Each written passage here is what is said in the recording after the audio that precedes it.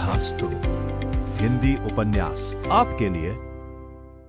पंडित बालकराम शास्त्री की धर्मपत्नी माया को बहुत दिनों से एक हार की लालसा थी और वह सैकड़ों ही बार पंडित जी से उसके लिए आग्रह कर चुकी थी, किंतु पंडित जी हीरा हवाला करते रहते थे। ये तो साफ साफ ना कहते थे कि मेरे पास रुपए नहीं है। इससे उनके पराक्रम में बट्टा लगता था। तर्कनाओं की शरण लिया करते थे। गहनों से कुछ लाभ नहीं। एक तो धातु अच्छी नहीं मिलती, उस पर सोनार रुपए के 8-8 आने कर देता है। और सबसे बड़ी बात यह है कि घर में गहने रखना चोरों को नेवता देना है। घड़ी भर के श्रृंगार के लिए इतनी विपत्ति सिर पर लेना मूर्खी का काम है। बेचारी माया तर्कशास्त्र ना पढ़ी थी, इन युक्तियों के सामने निरुत्तर हो जाती थी। पड़ोसिनों को देख देखकर उसका जी ललचा करता था, पर दुख किससे कहे। यदि पंडित जी ज्यादा मेहनत करने के योग्य होते तो ये मुश्किल आसान हो जाती, पर वे आलसी जीव थे। अधिकांश समय भोजन और विश्राम करने में व्यतीत किया करते थे। पत्नी जी की कटुक्तियां सुननी मंजूर थी, लेकिन निद्रा की मात्रा में कमी न कर सकते थे। एक दिन पंडित जी पाठशाला से आए तो देखा कि माया के गले में सोने का हार विराज रहा है। हार की चमक से उसकी मुख ज्योति चमक उठी थी। उन्होंने उसे कभी इतनी सुंदर न समझा था। पूछा, ये हार किसका है? माया बोली, पड़ोस में जो बाबूजी रहते हैं उन्हीं की स्त्री का है। आज उनसे मिलने गई थी, ये हार देखा, बहुत पसंद आया, तुम्हें दिखाने के लिए पहनकर चली आई। बस ऐसा ही एक हार मुझे बनवा दो। पंडित दूसरे की चीज नाहक मान लाई। कहीं चोरी हो जाए तो हार तो बनवाना ही पड़े, ऊपर से बदनामी भी हो। माया, मैं तो ऐसा ही हार लूंगी। पंडित फिर वही जिद। माया, जब सभी पहनती है तो मैं ही क्यों ना पहनूं? पंडित, सब कुएं में गिर पड़े तो तुम भी कुएं में गिर पड़ोगी। सोचो तो, इस वक्त इस हार के बनवाने में 600 रुपए लगेंगे। अगर 1 रुपए प्रति सैकड़ा भी ब्याज रख लिया जाए तो 5 वर्ष में 600 रुपए के लगभग 1000 रुपए हो जाएंगे। लेकिन 5 वर्ष में तुम्हारा हार मुश्किल से 300 रुपए का रह जाएगा। इतना बड़ा नुकसान उठाकर हार पहनने में क्या सुख? ये हार वापस कर दो, भोजन करो और आराम से पड़ी रहो। ये कहते हुए पंडित जी बाहर चले गए। रात को एकाएक माया ने शोर मचाकर कहा, चोर चोर, हाय घर में चोर, मुझे घसीटे लिए जाते हैं। पंडित जी हक बकाकर उठे और बोले, कहाँ कहाँ, दौड़ो दौड़ो। माया, मेरी कोठरी में गया है, मैंने उसकी परछाई देखी। पंडित, लालटेन लाओ, जरा मेरी लकड़ी उठा लेना। माया, मुझसे तो मारे डर के उठा नहीं जाता। कई आदमी बाहर से बोले, कहाँ है पंडित जी, कोई सेंध पड़ी है क्या? माया, नहीं, खपरेल पर से उतरे हैं। मेरी नींद खुली तो कोई मेरे ऊपर झुका हुआ था। हाय राम, ये तो हार ही ले गया। पहने पहने सो गई थी, मोये ने गले से निकाल लिया। हाय भगवान! पंडित, तुमने हार उतार क्यों न दिया था? माया, मैं क्या जानती थी कि आज ही ये मुसीबत सिर पड़ने वाली है। हाय भगवान!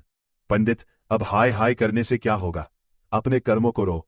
इसलिए कहा करता था कि सब घड़ी बराबर नहीं जाती, न जाने कब क्या हो जाए। अब आई समझ में मेरी बात। देखो, और कुछ तो नहीं ले गया। पड़ोसी लालटेन लिए आ पहुंचे। घर में कोना कोना देखा, करिया देखी, छत पर चढ़कर देखा, अगवाड़े पिछवाड़े देखा, शौच गृह में झांका, कहीं चोर का पता न था। एक पड़ोसी किसी जानकार आदमी का काम है, दूसरा पड़ोसी बिना घर के भेदिए के कभी चोरी होती ही नहीं। और कुछ तो नहीं ले गया? माया, और तो कुछ नहीं गया। बर्तन सब पड़े हुए हैं, संदूक भी बंद पड़े हुए हैं। निगोड़े को ले ही जाना था तो मेरी चीजें ले जाता, पराई चीज ठहरी। भगवान, उन्हें कौन मुंह दिखाऊंगी? पंडित, अब कहने का मजा मिल गया ना? माया, हाय भगवान, ये अपजस बदा था। पंडित, कितना समझा के हार गया, तुम ना मानी ना मानी। बात की बात में 600 रुपए निकल गए। अब देखो भगवान कैसे लाज रखते हैं। माया, अभागे मेरे घर का एक एक तिनका चुन ले जाते तो मुझे इतना दुख ना होता। अभी बेचारी ने नया ही बनवाया था। पंडित, खूब मालूम है, 20 तोले का था। माया, 20 ही तोले का तो कहती थी। पंडित, बधिया बैठ गई और क्या?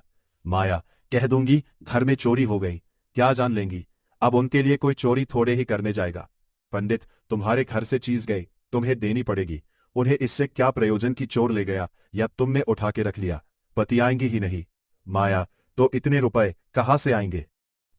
पंडित, कहीं न कहीं से तो आएंगे ही, नहीं तो लाज कैसे रहेगी? मगर कि तुमने बड़ी भूल। माया, भगवान से मंगनी की चीज भी न देखी गई। मुझे काल ने घेरा था, नहीं तो घड़ी भर गले में डाल लेने से ऐसा कौन सा बड़ा सुख मिल गया। मैं हूं ही अभागिनी। पंडित, अब पछताने और अपने को कोसने से क्या फायदा। चुप होके बैठो। पड़ोसन से कह देना, घबराओ नहीं, तुम्हारी चीज जब तक लौटा न देंगे तब तक हमें चैन न आएगी। पंडित बालकराम को अब नित्य यही चिंता रहने लगी कि किसी तरह हार बने। यूं अगर टाट उलट देते तो कोई बात न थी, पड़ोसन को संतोष ही करना पड़ता, ब्राह्मण से डांट कौन लेता। किंतु पंडित जी ब्राह्मत्व के गौरव को इतने सस्ते दामों न बेचना चाहते थे। आलस्य छोड़कर धनोपार्जन में दत्तचित्त हो गए।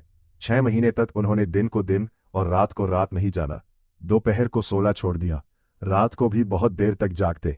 पहले केवल एक पाठशाला में पढ़ाया करते थे, इसके सिवा वो ब्राह्मण के लिए खुले हुए 101 व्यवसायों में सभी को निंदनीय समझते थे। पर अब पाठशाला से आकर संध्या समय एक जगह भगवत की कथा कहने जाते, वहां से लौटकर 11-12 बजे रात तक जन्म कुंडलियां, वर्षफल आदि बनाया करते। प्रातःकाल मंदिर में दुर्गा जी का पाठ करते। माया पंडित जी का अध्यव्यास देख देखकर कभी कभी पछताती कि कहाँ से कहाँ मैंने ये विपत्ति सिर पर ली, कहीं बीमार पड़ जाए तो लेने के देने पड़े। उनका शरीर क्षीण होते देखकर उसे ये चिंता व्यथित करने लगी। यहां तक कि 5 महीने गुजर गए। एक दिन संध्या समय वो दिया बत्ती करने जा रही थी कि पंडित जी आए, जेब से एक पुड़िया निकालकर उसके सामने फेंक दी और बोले, लो आज तुम्हारे ऋण से मुक्त हो गया। माया ने पुड़िया खोली तो उसमें सोने का हार था। उसकी चमक दमक, उसकी सुंदर बनावट देखकर उसके अंतस्थल में गुदगुदी सी होने लगी। मुख पर आनंद की आभा दौड़ गई। उसने कातर नेत्रों से देखकर पूछा, खुश होकर दे रहे हो या नाराज होकर? पंडित, इससे क्या मतलब, ऋण तो चुकाना ही पड़ेगा, चाहे खुशी से हो या नाखुशी से। माया, ये ऋण नहीं। पंडित, और क्या है? माया, बदला भी नहीं। पंडित, फिर क्या है? माया, तुम्हारी निशानी। पंडित, तो क्या ऋण के लिए दूसरा हार बनवाना पड़ेगा? माया, नहीं नहीं, वो हार चोरी नहीं हुआ था, मैंने झूठ मूठ शोर मचाया था। पंडित, सच? माया, हाँ सच कहती हूँ। पंडित, मेरी कसम। माया, तुम्हारे चरण छूकर कहती हूँ। पंडित, तो तुमने मुझसे कौशल किया था? माया, हाँ परा। पंडित, तुम्हें मालूम है तुम्हारे कौशल का मुझे क्या मूल्य देना? माया, 600 रुपये से ऊपर। पंडित, बहुत ऊपर। इसके लिए मुझे अपने आत्म स्वातंत्र्य का बलिदान करना पड़ा।